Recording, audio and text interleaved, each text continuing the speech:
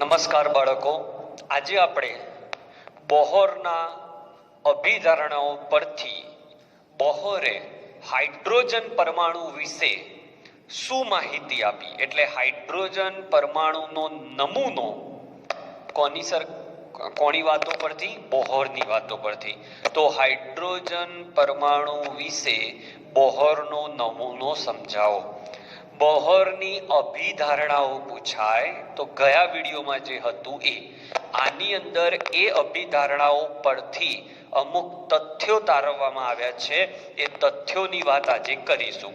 પહેલામાં અભિધારણા શું હતી કે પરમાણુ કેન્દ્રની આસપાસ ઇલેક્ટ્રોન જે વર્તુળાકાર માર્ગે ગતિ કરે એને કક્ષા કહેવાય. તો આજના પોઈન્ટમાં એવું છે કે ઇલેક્ટ્રોન જે વર્તુળાકાર માર્ગે ગતિ કરે છે એને કક્ષા તો કહેવાય, પણ એ કક્ષા દર્શાવવી કેવી રીતે? મતલબ કે એને ઓળખવો તો પડે ને. જેમ કે હું છું તો મને ઓળખવા માટે મારું નામ છે, એ રીતે કક્ષાને ઓળખવા માટે નંબર આપવામાં આવ્યો. એ નંબરને કહેવાય છે મુખ્ય ક્વોન્ટમ આંક, જે આ ચેપ્ટરનો છેલ્લો વિભાગ છે એમાં આવશે. એટલે મુખ્ય ક્વોન્ટમ આંક વડે દર્શાવવામાં આવે છે, જ્યાં એનનું મૂલ્ય 1, 2, 3, 4 એવી રીતે હોય.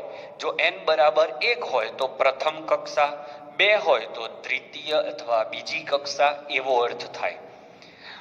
હવે બીજો મુદ્દો એવો હતો કે પરમાણુ કેન્દ્રની આસપાસ ઇલેક્ટ્રોન ચોક્કસ અંતરે વર્તુળાકાર માર્ગે ગતિ કરે છે.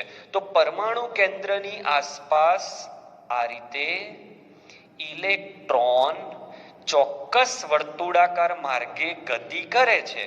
તો બોહરે વિચાર્યું તો અહીંયાથી અહીંયાનું અંતર કેટલું હશે, જેને આપણે શું કહી શકીએ? ત્રિજ્યા. બોહરે વિચાર્યું કે ભાઈ પરમાણુ કેન્દ્રની આસપાસ ઇલેક્ટ્રોન ચોક્કસ વર્તુળાકાર માર્ગે ગતિ કરે છે, તો એ કેન્દ્રથી કેટલો દૂર હશે એને કહેવાય ત્રિજ્યા. તો સ્થિર કક્ષા માટે ત્રિજ્યાનું સૂત્ર, ધારો કે આ પહેલી કક્ષા હોય તો અહીંયા 1 મૂકીશું, અહીંયા 1 આવશે, અહીંયા 1 આવશે, શીખવાડું છું. પણ nમી કક્ષા, ખબર નહીં કઈ કક્ષા, તો nમી કક્ષા માટે, n એટલે ખબર પડી ગઈ ને, ક્વોન્ટમ આંક. nમી કક્ષા માટે ત્રિજ્યાનું સૂત્ર rn ચલે છે n²/z. એનો મતલબ n એટલે કક્ષાનો ક્રમ, z એટલે પરમાણુ ક્રમાંક. લખતો જઉં છું, n એટલે કક્ષાનો ક્રમ. તમને એમ કે પહેલી કક્ષાની ત્રિજ્યા કેટલી, તો અહીંયા 1 મૂકવાના, અને z એટલે પરમાણુ ક્રમાંક. હવે આપણે આ મોડલ હાઇડ્રોજન પરમાણુ માટે આપીએ છીએ. સાંભળજો ક્લિયરલી, આપણે આ મોડલ હાઇડ્રોજન પરમાણુ માટે આપીએ છીએ, એટલે અહીંયા z બરાબર 1 આવે. પણ હાઇડ્રોજન સિવાયના આયનો હોય, બરાબર, એ પણ હું શીખવાડું છું, તો z બદલાશે. ઓકે, તો જુઓ, ચલે છે નો મતલબ કે ભાઈ કક્ષા જેમ જેમ દૂર જશે એમ એમ ત્રિજ્યા વધશે. પણ કેટલી વધશે? તો સ્ક્વેર સ્વરૂપમાં વધશે. અને ત્રીજા ચેપ્ટરમાં મેં શીખવાડ્યું છે કે પરમાણુનો ભાર, કેન્દ્રનો ધનભાર જો વધશે તો એ ઇલેક્ટ્રોનને પોતાની તરફ આકર્ષશે. એટલે જેમ જેમ કેન્દ્રનો ધનભાર વધશે, એટલે કે z એટલે કે પરમાણુ ક્રમાંક વધશે, તેમ તેમ તે ઇલેક્ટ્રોનને પોતાની તરફ આકર્ષે. એટલે જો z વધે તો ત્રિજ્યા ઘટે, અને n વધે તો ત્રિજ્યા વધે, અને એ પણ સ્ક્વેર થઈને.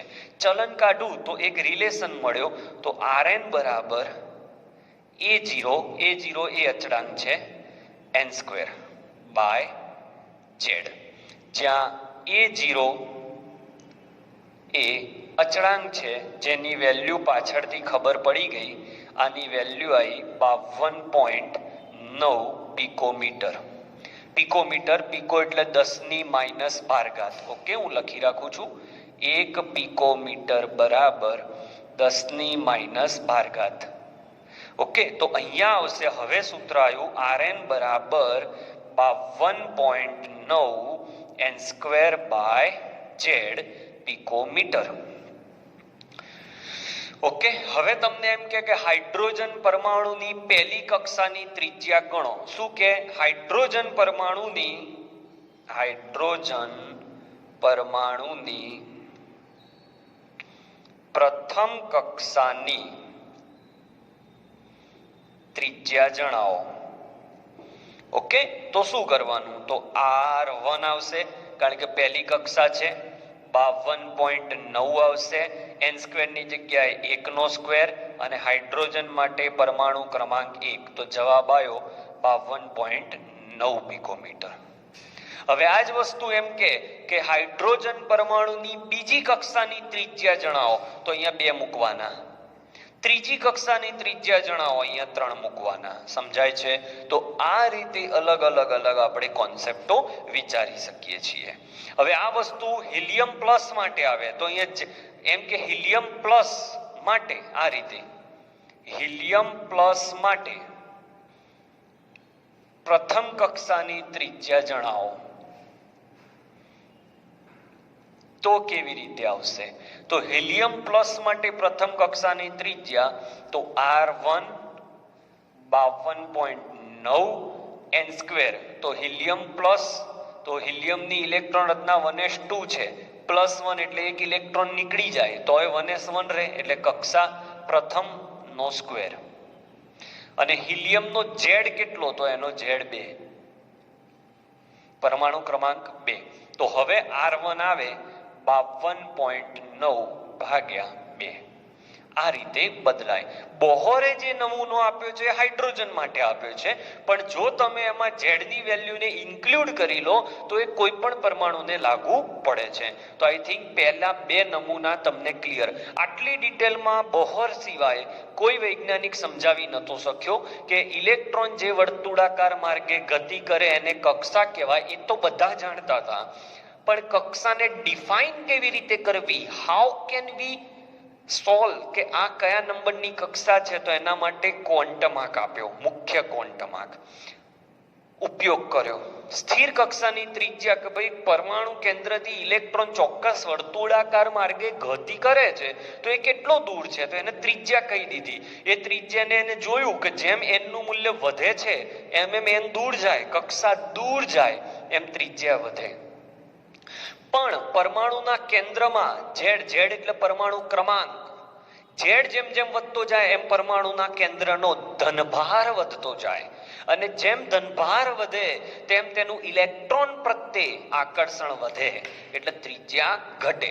એટલે Z છેદમાં મૂક્યો અને n અંશમાં મૂક્યો. ચલન કાઢીને A0 લીધો, A0 અચળ વેલ્યુ 52.9 એ મૂકી દીધી અહીંયા પિકોમીટરમાં, યાદ રાખજો. હવે હાઇડ્રોજનની પહેલી કક્ષા તો અહીંયા 1 મૂકીશું, બીજી તો 2 મૂકીશું, ત્રીજી તો 3 મૂકીશું.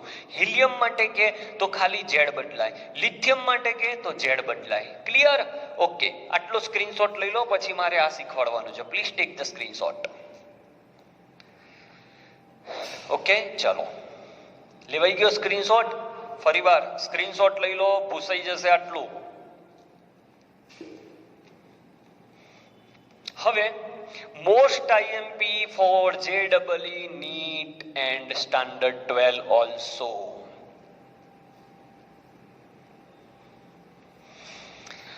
આપણે કક્ષાની ત્રિજ્યાની વાત થઈ ગઈ. હવે આપણે ચેક કરવાનું છે કે એ કક્ષામાં ઇલેક્ટ્રોન ભ્રમણ કરે છે ત્યારે એ ઇલેક્ટ્રોનની ઊર્જા કેટલી. One of the most important point, nમી કક્ષામાં ઇલેક્ટ્રોન ભ્રમણ કરતો હોય તો એવા ઇલેક્ટ્રોનની ઊર્જા કેટલી. ઓકે, તો ઇલેક્ટ્રોનની ઊર્જા nમી કક્ષામાં ઊર્જા En બરાબર, કન્ફ્યુઝ ના થતા, આગળ E આવ્યો તો એ E બરાબર hv હતો, એમાં પ્રકાશની ઊર્જા હતી hv, પ્રકાશની ઊર્જા. અને હવે જે શીખવાડું છું એ ઇલેક્ટ્રોનની ઊર્જા છે. En બરાબર -RH 1/n² જૂલ. હવે આપણે બધું જ શીખવાનું છે. આ બધું શું છે? જૂલ એ ઊર્જાનો એકમ છે. ક્લિયર? n એ કક્ષાનો ક્રમ છે, કક્ષાનો ક્રમ, બીજી કક્ષા, જૂલ પછી લખો તો પણ ચાલે. હવે મૂળ પોઈન્ટ ઉપર આવી જાઉં. આ જે RH છે, ઓકે, એને બોલાય છે, બહુ ધ્યાનથી સાંભળજો મારી વાત, તો આ RH ને બોલાય છે, H કેમ લખ્યો સ્પેશિયલ કેસમાં, H કેમ લખ્યો તો કહું છું, RH નો મતલબ થાય હાઇડ્રોજન પરમાણુ માટે, હાઇડ્રોજન પરમાણુ માટે રીડબર્ગ, કયો અચળાંક? રીડબર્ગ અચળાંક. આવા કેટલા અચળાંક આવી ગયા બાળકો આપણી જોડે? એક આવ્યો પ્લાન્ક અચળાંક 6.626 ગુણ્યા 10⁻⁻34. બીજો અચળાંક આવ્યો ત્રિજ્યા વાળો 52.9. ત્રીજો અચળાંક આવ્યો ઉર્જા માટે, હાઇડ્રોજન પરમાણુ માટે રીડબર્ગ અચળાંક, અને એનું મૂલ્ય છે 2.18 ગુણ્યા 10⁻18. ઓકે, હવે આ કિંમત આમાં મૂકો તો En બરાબર માઇનસ m ના m, RH ની જગ્યાએ આવશે 2.18 ગુણ્યા 10⁻18. ઓકે, 1/n² એટલા માટે લખ્યા છે, હાઇડ્રોજન માટે છે એટલે 1/n²,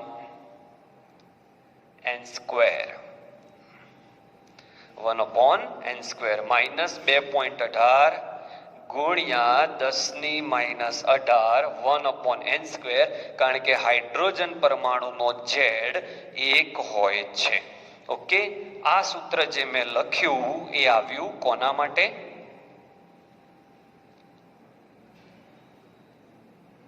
એકમ લખવાનો રહી ગયો બાળકો, જૂલ. આ જે સૂત્ર આવ્યું છે એ છે હાઇડ્રોજન પરમાણુ માટે. હવે હાઇડ્રોજન સિવાયના પરમાણુ માટે En નું સૂત્ર શું આવશે?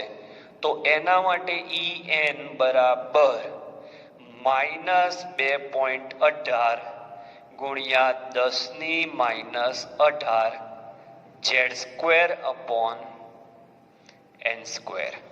શું ફરક છે જોયું બાળકો? અહીંયા 1 ને અહીંયા Z². હવે તમને એમ થાય શું વાંધો આવે સાહેબ? અહીંયા કોઈ વાંધો નહીં. હાઇડ્રોજન પરમાણુ તમે લેશો તો હાઇડ્રોજન પરમાણુનો Z કેટલો છે? 1 છે, તો અહીંયા 1 મૂકો તો આ જ આવવાનું છે ને સૂત્ર. એટલે કા તમે આ યાદ રાખો કે આ યાદ રાખો, પણ બેસ્ટ છે કે આ યાદ રાખો. તો આ બધા તત્વો માટે લાગુ પડશે. તો આના માટે આપણે બોક્સ બનાવીએ બાળકો. આનો એકમ પણ જૂલ છે, અને આના વિશે એક વાક્ય લખી દઉં. હાઇડ્રોજન પરમાણુ સિવાયના, હાઇડ્રોજન પરમાણુ સિવાયના પરમાણુમાં ઉર્જા માટે. ઓકે, હજી આને આપણે વેલ એક્સપ્લેન કરવાનું છે, નો વરી. ઓકે, તો આપણે 2 પોઈન્ટ પૂરા કર્યા છે. આ ત્રીજો પોઈન્ટ ચાલી રહ્યો છે ઇલેક્ટ્રોનની ઉર્જા વિશે. હવે આ પોઈન્ટને આપણે વેલ એક્સપ્લેન કરી રહ્યો છું, એટલે હું આ ભૂસી નાખું છું. હજી કહું છું કોઈને સ્ક્રીનશોટ લેવાનો બાકી હોય તો લઈ લો, અથવા તો આપણે બીજા ભાગમાં પછી જરૂર પડશે જગ્યાની એટલે શીખીશું. લેવાઈ ગયો સ્ક્રીનશોટ? ઓકે, આ જ પોઈન્ટ હજી ચાલુ છે ઉર્જા વાળો, ધ્યાન રાખજો. હવે 2-3 સરસ વાતો છે જે અગત્યની છે. હવે તમને એમ કે હાઇડ્રોજન પરમાણુની પ્રથમ કક્ષામાં ઉર્જા કેટલી? પ્રથમ કક્ષામાં રહેલા ઇલેક્ટ્રોનની ઉર્જા કેટલી? તો તમારે અહીંયા લખવું પડે E1 માઇનસ 2.18 ગુણ્યા 10⁻18 1/, આમ તો Z² પણ Z બરાબર 1, 1/n². n ની જગ્યાએ પ્રથમ કક્ષા એટલે 1² અને જૂલ. E2 બરાબર માઇનસ 2.18 બીજી કક્ષા માટે 10⁻18 1/2², ફરીથી જૂલ. ત્રીજી કક્ષા કહેતો એ રીતે. રેડી રહો, એક જોરદાર પ્રશ્ન આપું છું. તમને યાદ હોય તો મેં હાઇડ્રોજનના વર્ણપટ ચલાવ્યો ત્યારે એક આકૃતિ દોરી હતી, લાયમન, બામર, પાસ્ચન, બ્રેકેટ અને ફંડ. યાદ છે? લાયમન, બામર, પાસ્ચન, બ્રેકેટ અને ફંડ. એ વખતે મેં તમને એક વાત કરી હતી કે લાયમન અને બામર વચ્ચે બહુ મોટો ગેપ છે. કોન્સેપ્ચ્યુઅલ ટીચિંગ છે, ધ્યાન રાખજો, બટર પોલિશ નહીં થાય. લાયમન અને બામર વચ્ચે ગેપ છે વધારે, બામર અને પાસ્ચન વચ્ચે ગેપ ઓછો છે. એનાથી ઓછો અહીંયા છે અને એનાથી ઓછો અહીંયા છે. આવું કેમ? અને એ વખતે મેં તમને કહ્યું હતું કે આના વિશે હું તમને આગામી લેક્ચરોમાં માહિતી આપીશ. તો આજે હું તમને હિન્ટ આપું છું કે આ બે જે લખ્યા ને એવા ને એવા તમે E1 એટલે લાયમન શ્રેણી થઈ પહેલી કક્ષા, બામર શ્રેણી થઈ, બામર શ્રેણીની ઉર્જા, E3 લખો Paschen, E4 Brackett, E5 Pfund. Okay, એ 5 ઉર્જા સ્તરની ઉર્જા શોધશો એટલે આનો જવાબ મળી જશે કે કેમ પહેલા ગેપ વધારે છે પછી ઓછો કેમ થાય છે. વિચારજો, મજા આવશે. ઓકે, આ હાઇડ્રોજન પરમાણુ માટે થયું. આવી રીતે સમજી લો કે તમને એમ કે હિલિયમ પ્લસ માટે કેટલા, હિલિયમ પ્લસની પ્રથમ કક્ષા માટે ઉર્જા કેટલી? તો સૂત્ર શું આવશે? હિલિયમ પ્લસ માટે E1 બરાબર, હિલિયમ પ્લસ એટલા માટે લખું છું બાળકો કારણ કે હિલિયમમાં ઇલેક્ટ્રોન, હિલિયમનો પરમાણુ ક્રમાંક 2 છે, પણ હિલિયમ પ્લસ કરું તો એક ઇલેક્ટ્રોન નીકળી જાય એટલે એક આવે.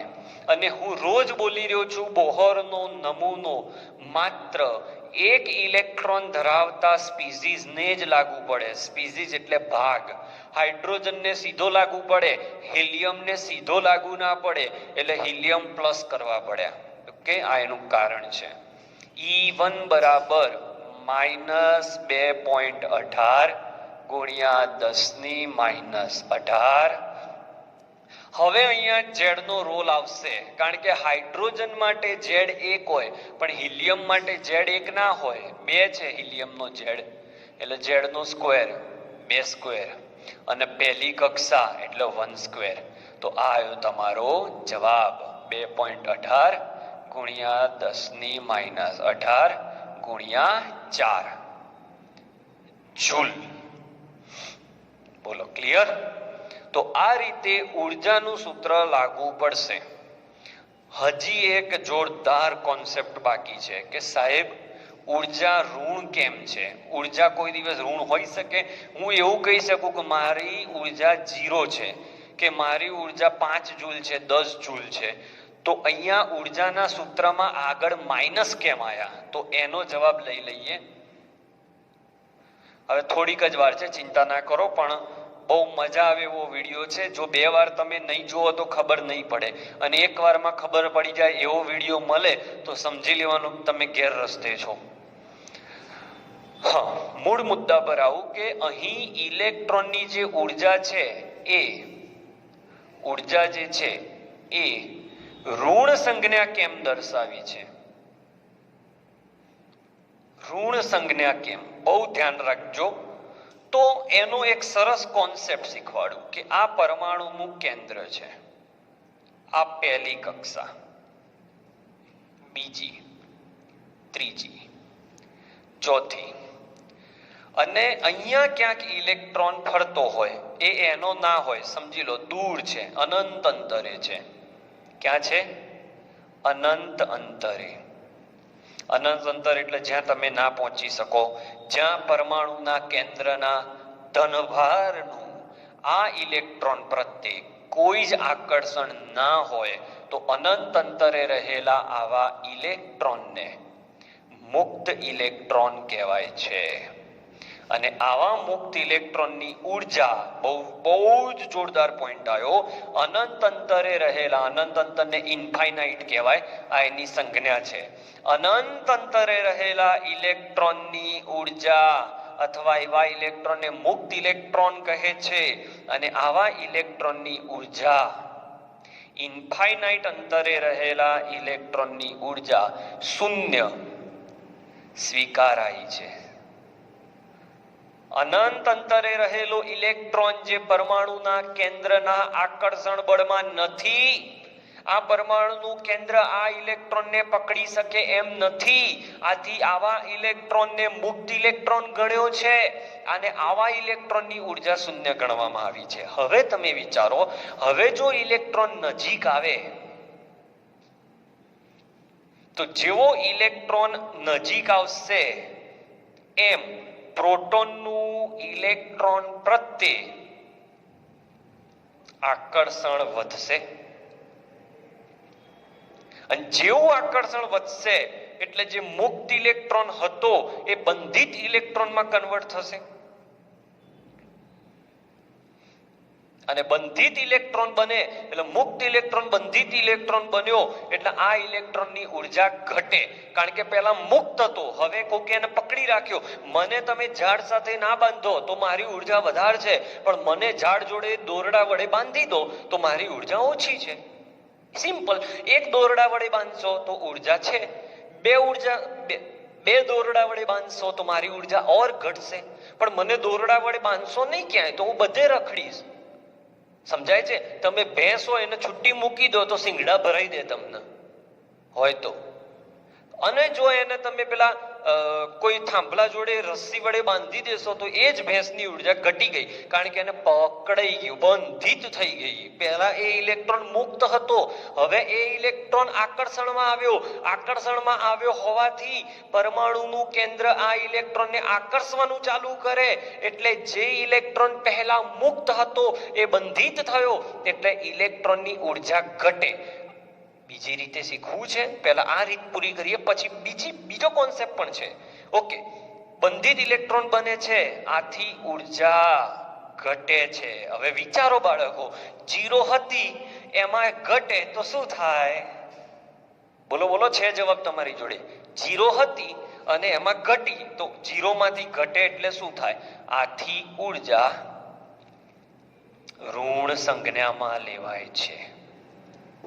આ ઋણ કેમ છે એનો પાવરફુલ જવાબ. ઇલેક્ટ્રોન જ્યારે અનંત અંતરે હતો ત્યારે તેવા ઇલેક્ટ્રોનને મુક્ત ઇલેક્ટ્રોન ગણવામાં આવ્યા. આવા ઇલેક્ટ્રોન બંધિત નથી, મુક્ત છે, આથી આની ઉર્જા 0 ગણવામાં આવી છે.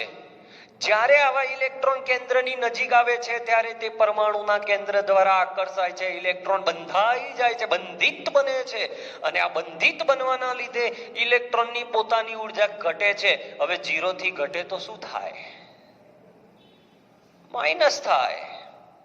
ચલો બીજો કોન્સેપ્ટ શીખવો છે. હા, આ કેન્દ્રને આ ઇલેક્ટ્રોન પ્રત્યે કોઈ આકર્ષણ નથી એટલે આ બંને વચ્ચે કોઈ પ્રકારનું બંધ રચાશે નહીં, કાલ્પનિક બંધ.